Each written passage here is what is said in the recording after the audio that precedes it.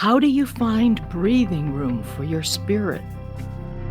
How do you create spaciousness in your life when you feel tight and constricted?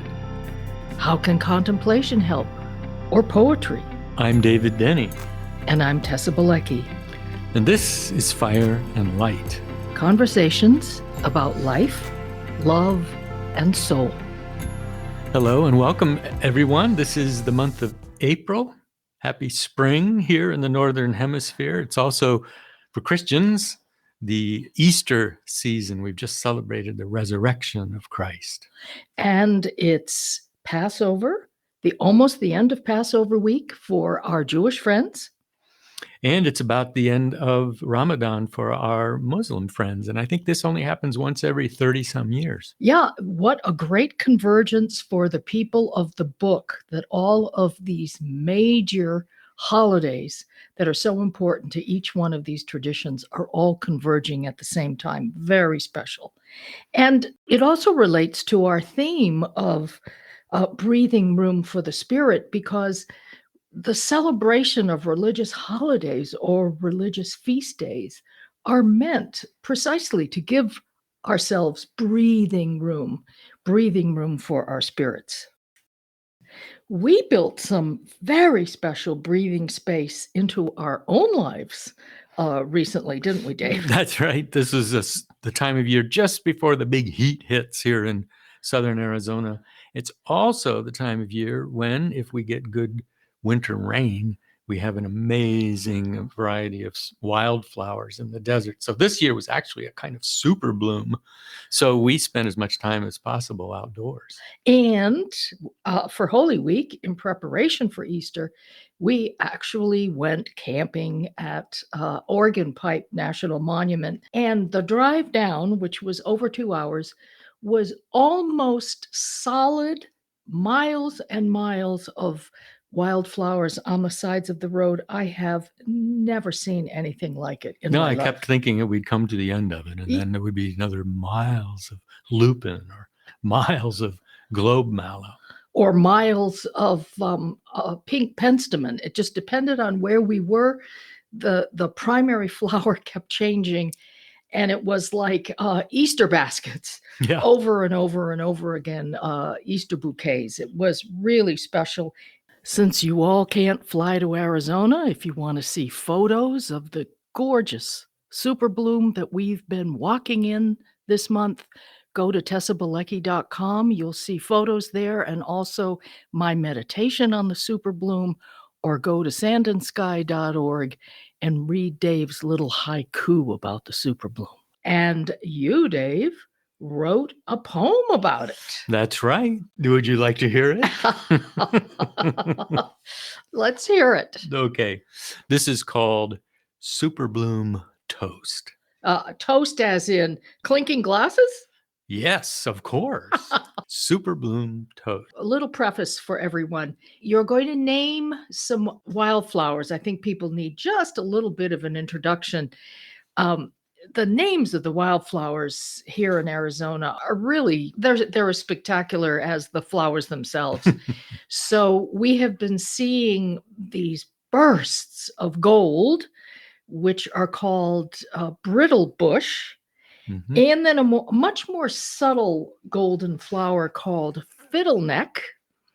And then strange name, it's a beautiful purple blue flower, locally called scorpion weed. The more official name is heliotrope, which is much more beautiful because the color is heliotrope. But it's called scorpion weed because the blossoms on the stems kind of curl like the tail of a scorpion. Those are just some of the names I think you need to know. And then there is a chicory. I grew up on the East Coast, and the chicory was a beautiful blue, but here in Arizona, the chicory is white. And the first cactus to bloom here in southern Arizona is the hedgehog, which is a gorgeous, gorgeous magenta color. So take it away, Dave. Superbloom Toast. Rusty ocotillo leaves, red flags run up the spike-bone masts. Rambunctious April spews up a stew of brittles, fiddles, and scorpions. Chalk chicory discs and hedgehogs rave beneath solemn saguaro towers. How? How did this happen? Take one big monsoon July, add rain chill winter, hot summer-bound sun, and icy wind, and shake until the music spills. Crayola, confetti, martini, parading. Love struck. Cheers. Cheers. And that seems to be what all those wildflowers are saying. Yeah. Besides saying from a Christian perspective, besides saying Christ is risen, alleluia, and the saguaros throwing up their arms the way they do, as though they were saying alleluia, the flowers are saying alleluia. The flowers are also saying cheers. And it's great that you're starting with a poem because April is, after all, National Poetry Month.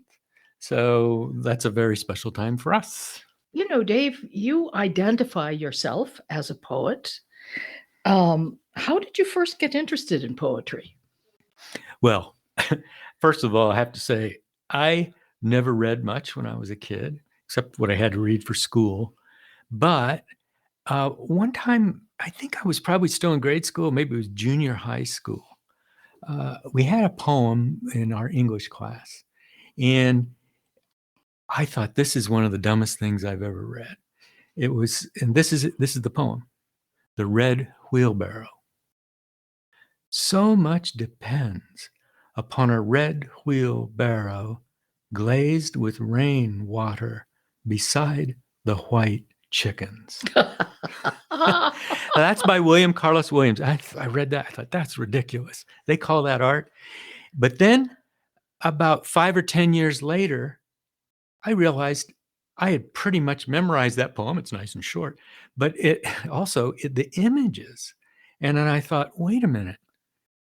I thought that was so dumb. And yet years and years later, that image is just planted in my mind. And it turns out it's really a very beautiful thing to think about that red wheelbarrow in the rain and that white chicken. Williams was the guy who said, show, don't tell. And that's what poetry does. It's not telling you, it's not preaching at you, it's painting a picture for you. And suddenly you realize something that's very mundane becomes wondrous again. So that's part of what got me interested, I think, was just, it kind of caught me by surprise. And I never quite got over it. I rarely find poems that really speak to me, and I think that's important for people to know. It's not that common to find great poems. So you need to take some time, to shop around. Why do we need poetry in our lives? I mean, both of us love poetry. We've actually started a tradition. We aren't together every day since we live as urban hermits here in Tucson, but sometimes we are together in the evening, and we end the evening with prayer. The traditional prayer at the end of the day in the monastery is called Compline, which completes the day. And we've actually started a tradition of listening to poetry at the end of the day as our Compline. Tell people about that wonderful resource. Yes, we discovered a podcast called Poetry Unbound, and it's teamwork between someone you may know, Krista Tippett, who sponsors the On Being projects, and she teamed up with a man named Padraig O'Toole to do this poetry podcast. Yeah, and so every evening he reads a poem, comments on it, gives breathing room for your spirit within the lines of that poetry, and then reads it again at the end. So it's a very inspiring podcast. Tell us more about why you think poetry is so important. What role does it play in our lives? I like to think, first of all, about what isn't poetic in our lives. And it seems to me, and what poetry is not. So, for example, many of us are flooded with news. We've found out recently that that's actually bad for your health. And we're flooded with debate, people even screaming at each other sometimes in our divided culture. And they're trying to get you, usually it's trying to get you to do something, to buy something, to vote for something, to take a position. And art does just the opposite. One of my favorite books about art, I didn't understand most of it, but a guy named George Steiner said that art is about hospitality. It's about, you're not trying to sell anything. It's no propaganda.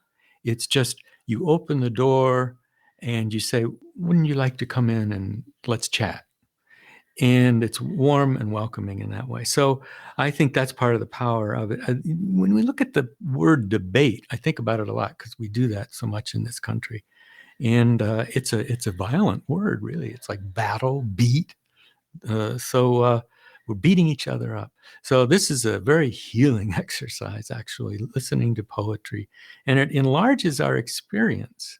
And I think that's another important thing, that in any democracy, you need people listening to one another. And poetry has a powerful role in helping one climb inside another person's experience. I love how you said that poetry is healing. I certainly find that. And I remember years ago, you also were reading a book called Poetry as Medicine. Yes. It's actually medicine for us. Yeah. We'd been going through a very painful time in our lives, and poetry was all that made sense to me anymore. The beauty of it is that it can kind of short circuit the merely rational part of our minds, and we're certainly a hyper rational culture, and it opens up the heart more. So I read an article once about even neurologically what poetry does. It really wakes up both sides of the brain. You've got the rhythm of it, which is like music, which hits one side of your brain, and meaning. It actually has some, it's not nonsensical, but there's also then the intuitive side of it, where, again, it's not telling you exactly what you should think or feel, but giving you room to respond in a way that's uniquely yours. It's evocative. Yeah. It's evoking something from you. Yeah. And it performs something, so that you could look at a bird and you say, well, that's nice. But then if you put on the mind of somebody like Gerard Manley Hopkins, he can say, I caught this morning's minion, kingdom of daylight's dauphin, dapple dawn drawn falcon, in his riding on the rolling level underneath him, et cetera, et cetera. And, all of a sudden, whoa, you realize looking at a bird is just amazing. And of course, for him, it was like seeing Christ incarnate. So that's the kind of way that poets can wake us up to something really wondrous in the everyday. And going back to your white chicken and the red wheelbarrow, William Carlos Williams, didn't he say something about how our lives depend on poetry, that we can die if we don't have poetry in our lives? Yeah, he said something like, you won't get the news from poetry, but many of us die miserable deaths daily for lack of what it does give. Yeah. And I think another thing about our culture, we're very utilitarian. And what's wonderful about poetry is it's useless. Again, you're not trying to sell anything. You're not trying to manipulate anybody. You're just painting a picture or making music with words in a way that allows a person to feel safe in this world. And I love how you talked about what art is, because it's that understanding of art that actually inspired us with this title for this podcast, Breathing Room for the Spirit. Mm-hmm. Our friend, Suzanne Frazier, who is an artist in Longmont, Colorado, sent us a beautiful quotation from John Updike, who said that art is space, and it creates breathing room for the spirit. And that kind of got us going on art creates breathing room for the spirit. Poetry creates breathing room for the spirit. I started thinking about how the desert creates breathing room, certainly for my spirit. Contemplation creates breathing room for the spirit. Is there more you want to say about why poetry is so important to us? Well, I just think that you can't have enough beauty in life. And I know religious people like us have been rooted too often in merely focusing on the good, like morality, or the true, did this happen or didn't it? Did Jesus say this or didn't he? Things like that have obsessed religious people for years. But of course, the third big transcendental is beauty.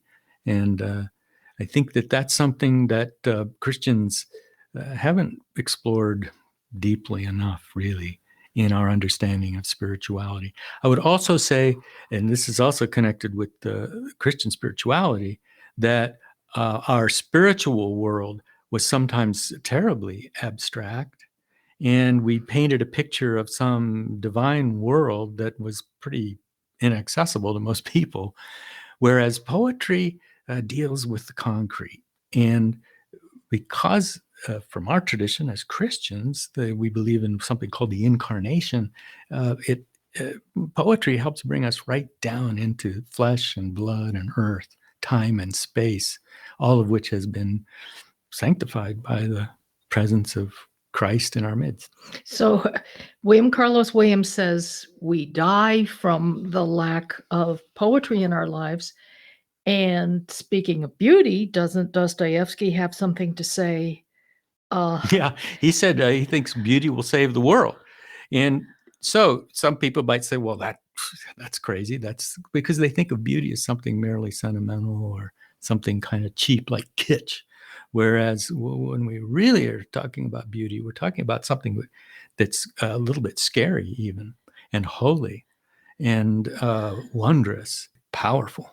Okay. Shall we talk about contemplation? Yeah, let's. Oh, okay. So,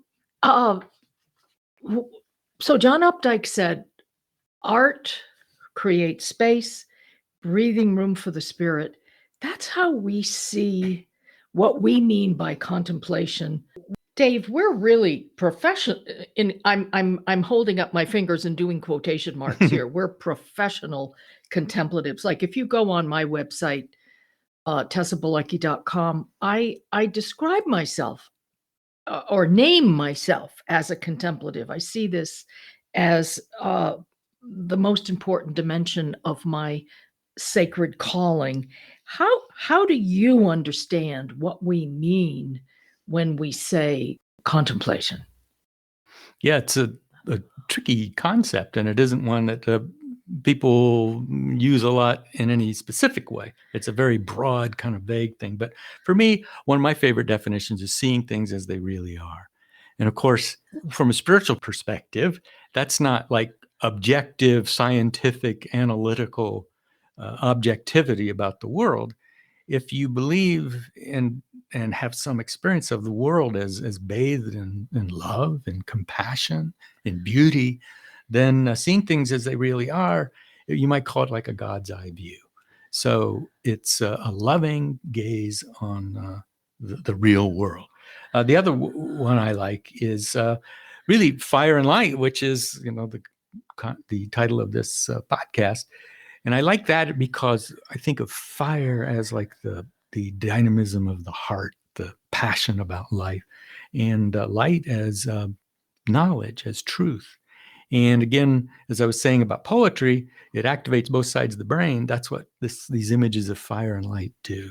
The light of truth, you see the world in, and then the passionate engagement with that world, love for that world, dedication to that world. So it's really the contemplative experience, what we could say, is an enlightenment of the mind and an enlargement of the heart. That's part of what happens in this experience. So to me, it's the most human thing a person can be involved in.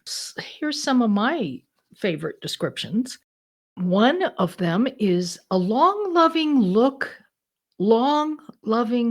at the real, small r, real, which expands into a long, loving look at the real, capital R.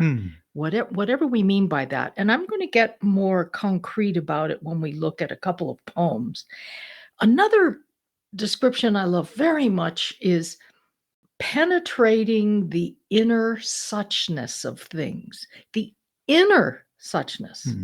So we may be looking at the outer suchness, but we're penetrating so deeply that we are coming to some kind of a wondrous understanding of the inner suchness. I also like thinking of thinking of contemplation, the contemplative experience, as immersing ourselves in the mystery of life. Again, not scientific and factual, although that could be part of it. I mean, for many people, contemplating science, the truth of science is a wondrous experience of contemplation because it leads into the mystery. Yeah, I was just reading a transcript of an interview with Jane Hirschfield, a wonderful American poet who's actually in Tucson any day now. And she says a lot of her friends and a lot of her reading is in science, which has made her a better poet. Yeah, Yeah. yeah. But what you're talking about, the mystery of life, I was thinking about, you used to quote Gabriel Marcel about life as a mystery. Yeah. Gabriel Marcel was a French philosopher, and he said that life is not a problem to be solved, but a mystery to be lived. And I think so many of us spend so much of our life, so many of our days were immersed in problem solving. Mm-hmm. I know as a leader of a community, I used to call it managerial mind, that I was stuck in this managerial mind, troubleshooting, problem solving, when what I really wanted to be doing was basking in the mystery of it all. Yeah, I remember Rilke, the great German poet, said that you need to learn to live the questions. Yeah, live the rather question. than get the answer. And as you get accustomed to not knowing and wondering and searching, that's a great part of life. And the contemplative experience. Mm-hmm. So let's just look at a marvelous poem by Joy Harjo, who was the U.S. Poet Laureate from 2019 to 2022. She's a member of the Muskogee Nation, or the Creek Nation. And her poem is called Perhaps the World Ends Here, which is a kind of mysterious title because the poem is all about her kitchen table. And besides having a thing for red wheelbarrows, I really have a thing for kitchen tables. And she starts out by saying, the world begins at a kitchen table. And she's taking a long, loving look at her real, small r kitchen table. And she takes off from there. She talks about everything that happens on that table, not only the food that happens there, but the formation of children that happens there, what we learn sitting around the kitchen table with our loved ones, the births. Babies are born on kitchen tables. We lay our deceased loved ones out on our kitchen tables to anoint them, or we used to when death was a more familiar and homey thing, which we kept close to us instead of hiring the funeral parlor to take care of our dead. We laugh around the table, the kitchen table. We sing, we weep. I remember years ago giving my mother a present, a plaque, and it said, no matter where I serve my guests, it seems they love my kitchen best. So there's just something about that magic. And that's what Joy Harjo sees as she takes a long, loving look at her kitchen table. It just expands her whole awareness of the universe and takes her into the real, capital R. She penetrates the inner suchness of what that table means by looking at what the outer table means. I also love another poem by Mary Oliver, which is doing the same thing. The poem is called The Messenger. You can find that very easily. And the poem begins, "My work is loving the world." And I see this whole poem. I wish I had written this poem. I see this whole poem as kind of a job description of the contemplative. Uh, she begins, my work is loving the world. And she says my work because, again, she's a poet, I'm a contemplative, and people will say, well, what use is that? What good are you in society? So I love how she uses the word work to emphasize what she does, because contemplation is work in a certain sense. It's an action, it's not passive. And she says, my work is loving the world, meaning she's penetrating the inner suchness of the world, looking at the real world, small r, and moving into the big reality of what the world is. Now, I think it's important as we come closer to the end of the podcast, we like to do a practice, emphasize a practice with you that relates to the theme. Creating breathing room for the spirit is really how we could become more poetic in our lives, not meaning that we're going to end up writing poems, but that we are going to move from that emphasis on debate, on managing, on troubleshooting and problem solving into more of the mystery of life. And our practice is, there's many names for it. Let's say the first the first name we could use for it is paying attention, taking time to pay attention. Another common one in use today is mindfulness. That can mean something very specific as a form of Buddhist meditation. But I think there's a broader interpretation as well. It's just taking time to really look at something, really think about something, not just get to the next topic on your to-do list. I know that I've just mentioned Jane Hirschfield a while ago, and Ezra Klein was interviewing her, and he asked what she needs in order to be more poetic. And she says, well, I can't be watching the clock, and I can't be expecting the phone to ring, and I can't be checking for emails. And she says, I need a kind of a monastery of consciousness. So turn off the phone, turn off the computer. And she says it feels sort of like you're in a rowboat in the middle of a lake. Or you'll have your own image for that. But I like that. So that helps. Yeah. One of my favorite descriptions of who God is personal, passionate presence, all with capital P's.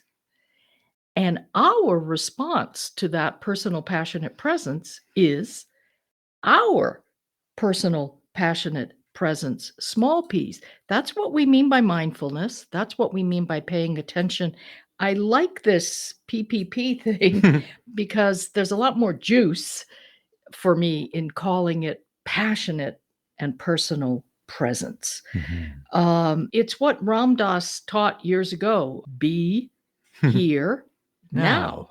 Yeah, those three simple words. Now, here, be in the present moment, personally, passionately present. So that's our challenge to all of you this month, is to practice mindfulness, practice paying attention, practice personal, passionate presence. And we're going to do a meditation with you, which is even another way of saying how to do this. How do we pay attention? We can't, let's go back to all the Jane Hirschfield things. We can't have the computer on all the time. We can't have the phone ringing all the time.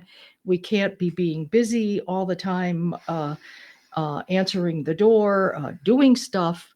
We have to slow down and take time. We all say, well, I don't have the time. I don't have the time. Right. We don't. We need to take it. We need to make it. We need to choose it.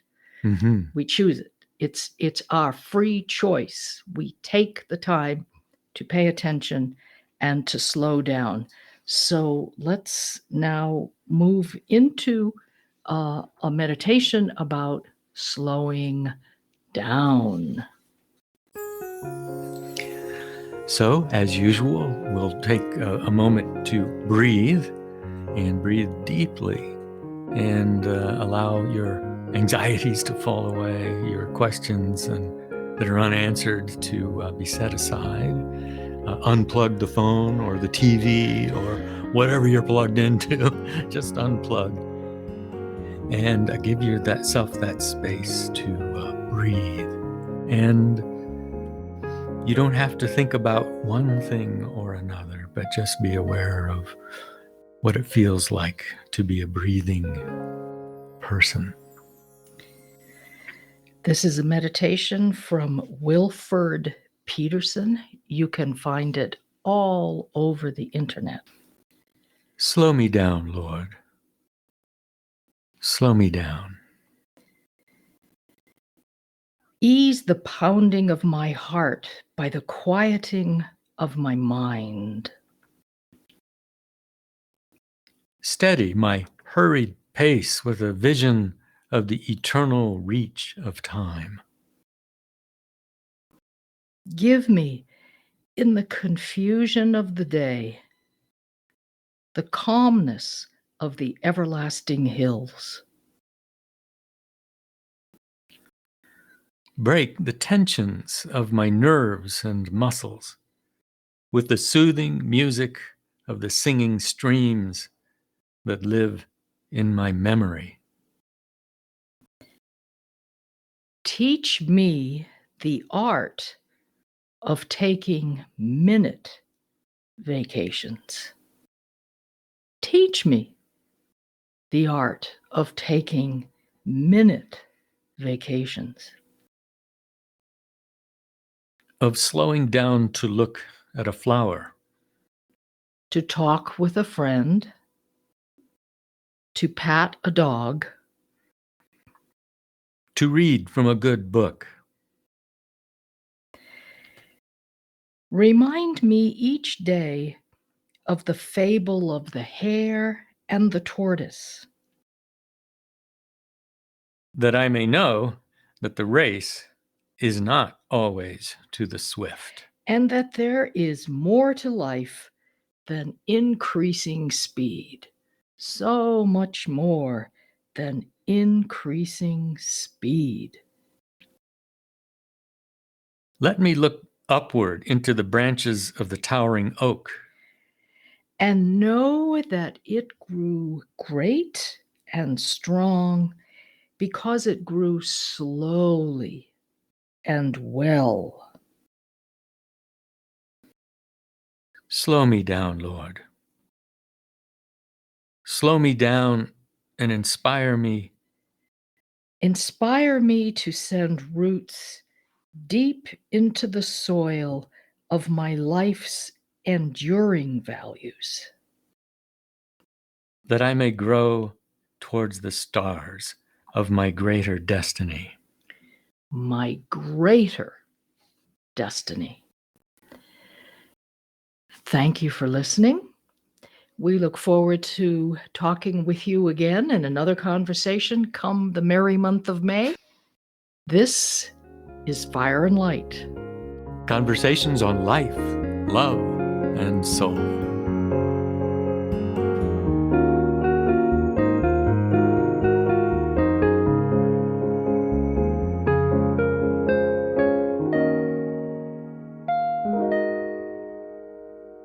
The background music for Fire and Light is The Day We Met, composed and performed by Ricky Zhao. Fire and Light's theme music is Dreamcatcher, composed and performed by Chris Martin and Jeff Harvey at Purple Planet Music. Fire and Light is recorded in Tucson, Arizona, editing by David Levin.